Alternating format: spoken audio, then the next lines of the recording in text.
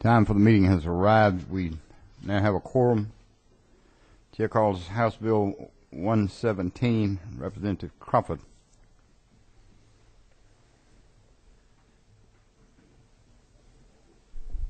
Thank you, Mr. Chairman. Ladies and gentlemen, here to address the committee today on House Bill 117. This will look very familiar to those of you who were on the committee last term. It is verbatim the version of this bill that this committee passed out last year, which at that time was known as HB 374 by committee substitute. And the committee substitute that came out last year has just been reintroduced this time as HB 117. Now, very simply what it does is it addresses an issue that we have here in Georgia with regard to the application of our non-resident withholding tax for sales of real estate on property that's located in Georgia.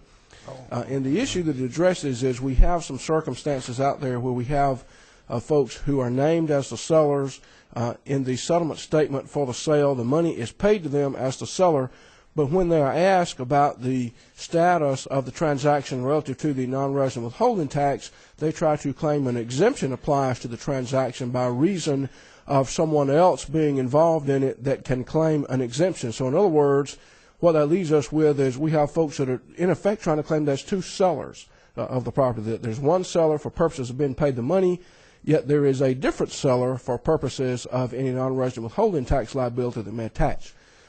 The effect of this bill would be simply to say that you cannot do that. Whoever is named as the seller in the settlement statement, whoever is receiving the funds, who gets the money, must be the person that we look to see if there is an applicable exemption that would remove the application of non-resident withholding tax. That is the current interpretation of the Department of Revenue, and it simply strengthens the language in the code that it now exists to prevent folks from playing that shell game with us. So that's what the bill does. If any questions, I'm happy to answer.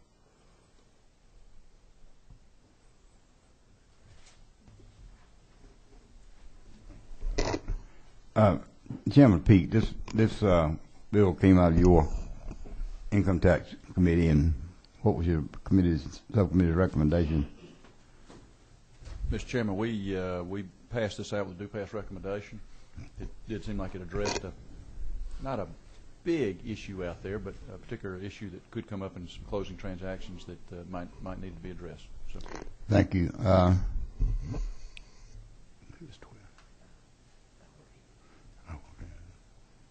Questions of the author from members of the committee?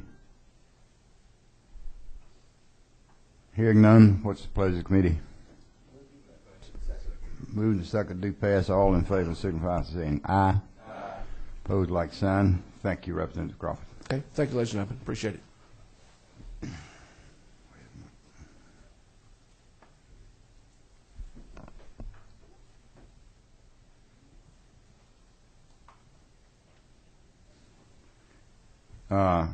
Chair calls House Bill 133, Representative Black.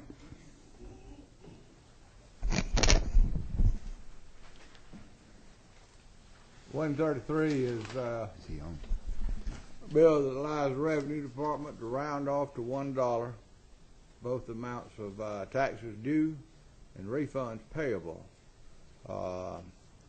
This also provides that in the event that a person is due a refund of less than $1 and they request it, that the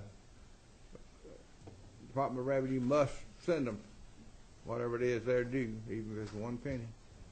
But this is a bill that would, I say, follow the old adage about you look after the pennies and the dollars will take care of themselves, because this will save the Revenue Department, I think their estimate is around $250,000 in postage and labor and just handling these amounts of less than $1. And it's particularly important on taxes due, because if they mail out a bill and the person doesn't pay it, then they've got to turn around and put it through their cycle and rebill them until whatever the time frame is before they can write it off. So I think this would certainly be worth our consideration. Representative Peake, this bill was in your income tax committee. How did you report it out, sir? Mr. Chairman, it did have a do pass recommendation, and again felt like it had a need. Good common sense legislation. Thanks, sir. Questions of the author from members of the committee? Seeing none, what's the pleasure of the committee? Move to pass. Motion made and seconded to do pass. All in favor, signify by saying aye. Aye. Opposed, like sign. Thank you, Representative Black.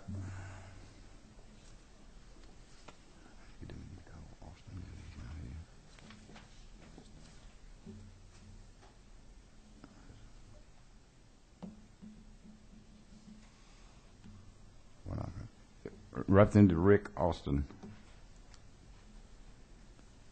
Representative Rick Austin, not here. And well, this is not the Public Safety Committee. House Bill 240, Vice Chairman Knight.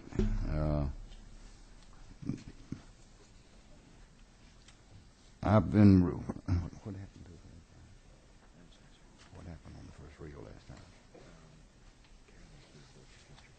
Okay. Representative Hughley missed the first read the last time, and the chair is going to ask you to come forward after the secretary reads the caption for you to explain your bill.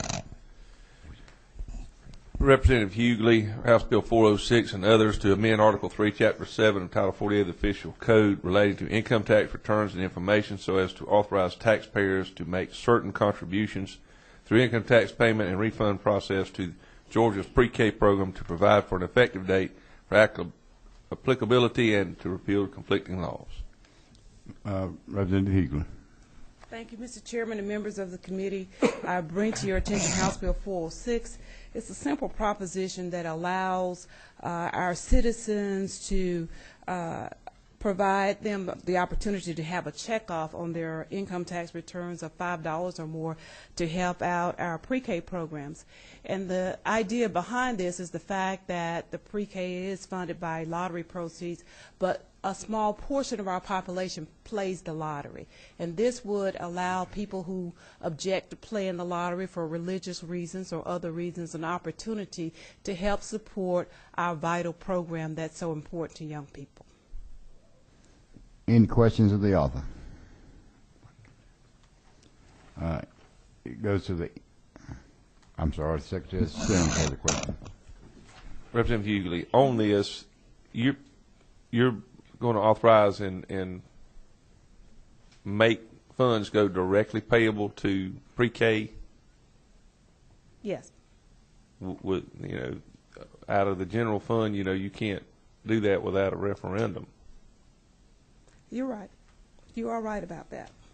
But that's the idea, to make funds available to go to pre-K. And, of course, we know that initially these funds would have to go to the general treasurer. We understand that. So are you trying to see if this will pass and then pass a referendum later? Is that your plan? I'm Yes. just asking the question. Okay. Yes. Okay. That's what you would have to do. Any further questions of the author from members of the committee? Not, Chair assigns it to income tax, Chairman Ellen Peake. Thank you, Mr. Chairman. You're quite welcome, Representative Hughley.